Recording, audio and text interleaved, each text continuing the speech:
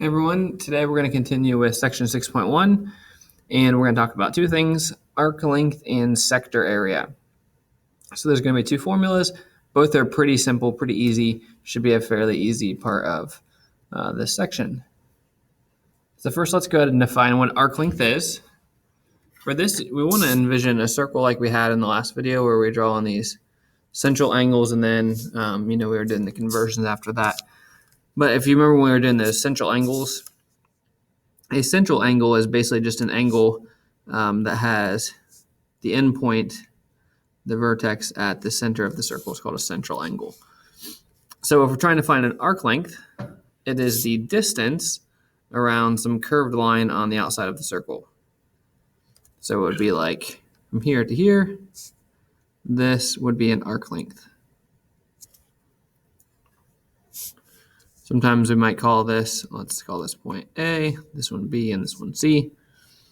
So that this would be angle ABC, angle formed by those. And then the arc part of it, you might have seen maybe in geometry, arc, sorry, that's not arc ABC, it's arc AC.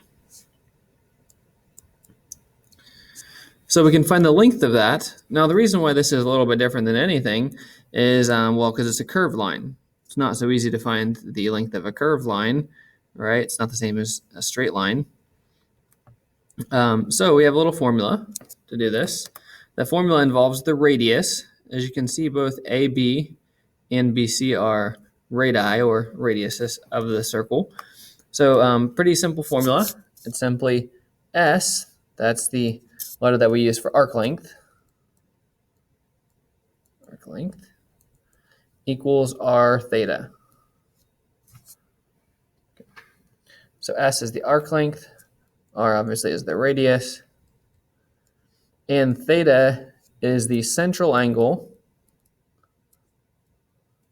Now, one key thing about this is that it must be measured in radians. Central angle in radians. So S equals R theta. So theta is inside here. That's generally just the Greek symbol that we use for any central angle, any angle in general, really, we use theta. R would be here, would be a radius, here would be a radius. So we simply just do the radius times theta. And again, that is going to be in radians. Very important to note that. So S equals R theta. And arc length is S. All right, so let's go and look at our first couple questions, and then we'll go back to our other formula in a minute. So our first section, we are going to be using that formula, S equals R theta. We're given a circle, has a radius of 20 inches to the nearest tenth of an inch. Determine the length of the arc X subtended by the angle 130 degrees. All right, so S equals R theta. However, the big thing that I said when we're talking about theta is that it must be in radians. So the very first thing that we're going to do is we're going to turn theta from degrees into radians. Remember, if you're going from degrees to radians, you're going to multiply this by pi over 180. So theta is going to be 103 degrees. So you're just going to type in your calculator 103 pi, enter, divided by 180. And you should get 1.797 radians. Okay, we do want to make it as a decimal, right? Now what I would do is just leave this on your calculator. So it is longer than 1.797. I would just leave that on there. And then we're just going to do S equals R, which is 20, times your calculator value, this theta. Just leave it on your calculator and then just hit times 20. So you don't have to retype all that. Just hit times 20. And then you'll get S equals 35.953. It says to the nearest tenth of an inch. So tenths is here. We look next door, it's a 5. So that should be 35 point.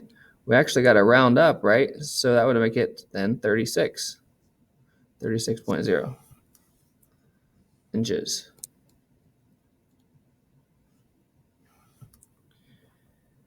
So the distance from here, this point, down to here is 36 inches. That would be x. Let's go ahead and type it in. I'll go ahead and type 36.0 for good measure. All right. So you can see that I converted it. If you don't convert it first to radians, then you're going to get a huge number. So let's say you made the mistake, you forgot to convert, and you just did r theta from the outset. It would be 20 times 103, which is a pretty big number. It's 2060. So you would have got 2060 inches, which obviously isn't right. If this is 20 inches, no way this could be 2000 inches, right? So pretty obvious to see you would have a mistake there. So always must convert to radians. Let's go ahead and look at a similar one. All right, this one, very similar. Why don't you try this? So we get S equals 4 times theta, because 4 is our radius. Let's go ahead and convert theta to 64 times pi over 180. Convert that theta, 64 pi, enter, divided by 180. We get 1.117. But again, I'm not going to actually clear that off my calculator. I'm just going to leave it in there. And I'm just going to multiply that by 4. So just hit times 4. And then S is 4.68. Sorry, 4.468. So when we're rounding to the nearest tenth, look next door, it's 4.46, so that rounds up to 4.5 inches. That seems reasonable compared to the radius, right? It looks like it might just be slightly longer than the radius. Seems like it works. So let's go ahead and plug it in. And there we go. All right, now there's 2 other types of problems, and that is sort of doing some algebra here. So the next type of problem, what we're going to do, same formula, except on this one, we're going to solve for the radius instead of solving for the arc length. So notice it gives us an arc length out here, 68 inches, and it gives us a theta, but it doesn't give us a radius. So we need to find the length of the radius.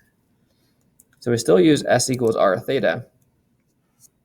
You just do a little algebra to get the r by itself, really. You would just divide both sides by theta. So r equals S over theta.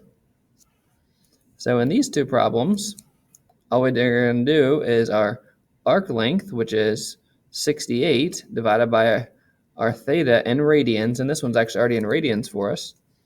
So all we do is 68 over 2.5. And we get 27.2. So that one actually turned out to be even easier because we're solving for the radius. It was already in radians. So 27.2. And that's already rounded to the nearest tenth. So we're good. Let's just do one more of those. That one's in radians. See if they have any in. There's a degrees. Okay. This one will be just a bit harder because it's in degrees instead. But we're still going to do the same thing. Just rearranging that formula. It's r equals S over theta. So then r would equal 27 over, now we do not want to just put 98 there. That would be wrong. Because what we first need to do is convert that 98 degrees to radians. You can't convert it afterwards, you got to do it before. So theta is going to be 98 times pi over 180. So 98 pi times 180.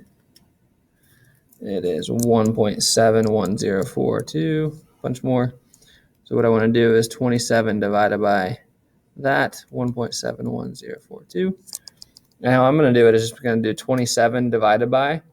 If you're using a TI-84, you just hit then second and then A and S, which is that like negative symbol down there. You hit second A and S, it'll just put in the previous answer. That's what I'm going to do. And then just hit enter. And we get R is 15.78. So the nearest tenth would be 15.8 inches.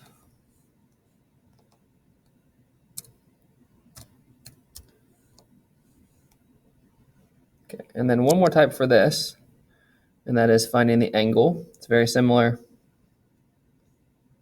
We're using the same formula still in all these.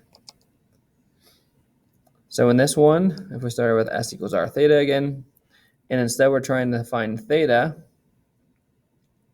it has an x there, but theta is easier to think of it as theta. So theta is just going to be s over r, because you would just divide both sides by r. So theta equals s over r, so very similar. So in doing this, theta equals our arc length, which is 12, over our radius, which is 5. And you don't have to worry about any conversions on this. Sorry about the bell there. You don't have to do any conversions on this because it's just going to give you your answer in radians. So you won't have to worry about any conversions. This will probably be the easiest one. We get 2.4. And that would be degrees radians. Let's write that 2.4 radians. Sorry, not degrees radians, just radians. We don't have to type that in, but just so you know, that is in radians. Oh, actually, wait a second here. Yeah, it looks like it's wanting the answer in degrees. I just caught that. So maybe you do have to do a conversion, unfortunately. It says degrees here, so when I was about ready to submit, I noticed that. So we actually need to do a conversion back to degrees. So for that, we do 2.4 times 180 over pi. So the reverse, hopefully you remember how to do that from the previous video. Let's do times 180, enter, divided by pi. And then we get 137.50 degrees. So 137.5 degrees. Sorry, I didn't notice it wanted it in degrees there. Not bad. There we go. All right, let's do one more.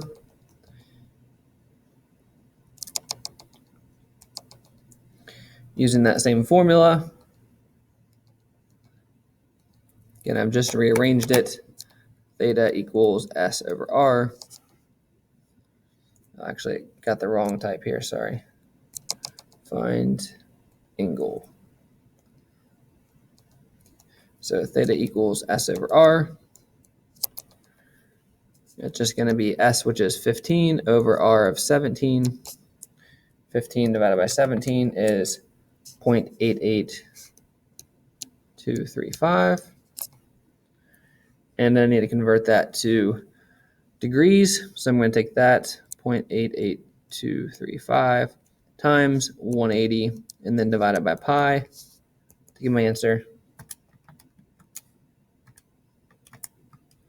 And we get 50.55, so 50.6 degrees. Because that was in radians. 50.6 degrees. Oh, actually, is I should read the answer first. This one actually wants it in radians, so I didn't need to do the work on this one. So we just do point nearest tenth for the radians. So it's 0.9, I guess, 0.9 radians. So make sure you're reading those so you don't do extra work. Don't submit the wrong answer. There you go. The last thing that we're going to look at, it should be just as easy.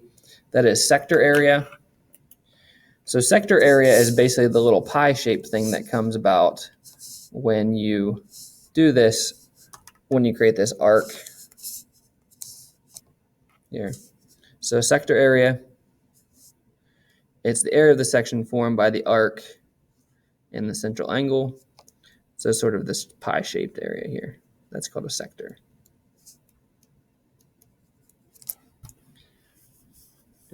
Obviously, it could be a lot bigger than that. It could be any size. But in general, it's just sort of the wedge that is taken from the central angle and the arc. And the formula we use for this is just a little bit bigger. A equals 1/2 r squared theta. As you can imagine, A stands for area. R stands for radius. And theta stands for the central angle, which does need to be in radians when we plug it into our formula. Okay. So let's go ahead and apply that. 1/2 r squared theta. Just a couple problems here on Delta Math. go back here.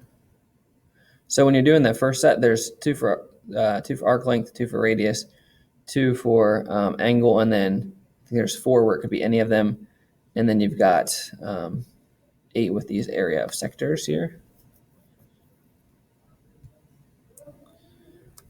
So I'm just going to go ahead and write out the formula to remind us.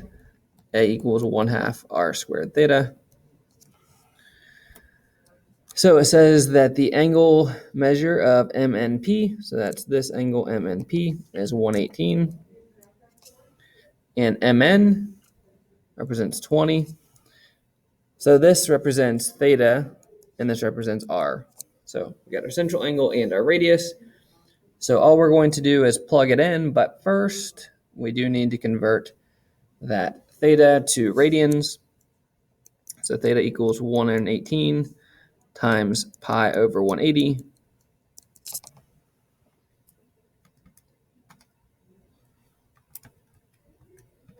And then I get like 2.059. I'm just going to leave that in my calculator. And then it's just going to be 1/2 times our r is 20 squared times 2.059. Just multiply that all in. So I'm going to do that times 20 squared.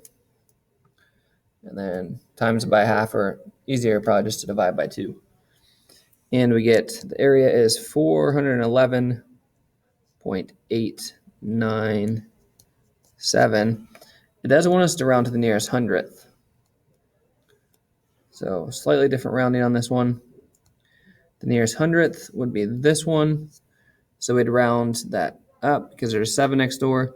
Would make this up to 411.90. And that would be, I guess it doesn't say the units, so it'd just be units squared, whatever the units are.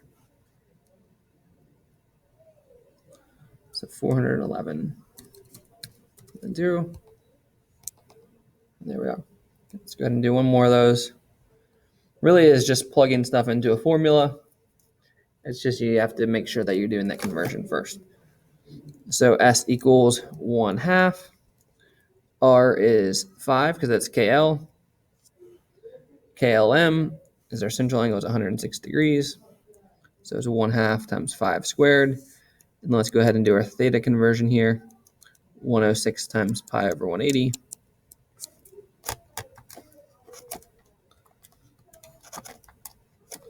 That gives us 1.850. So plug that in.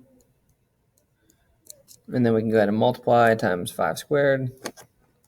And then really just divide that by 2 afterwards. And we get 23.125. So 23.13. And it's an area that would be units squared again. 23.1. Okay, so that is it. As always, make sure you do reach out to me if you have questions. Make sure you're writing down those 2 formulas, using them. You're going to use that first formula, S equals R theta, for your first really 4 problem sets. Then you're going to be using the last one for the last problem set. All right, good luck.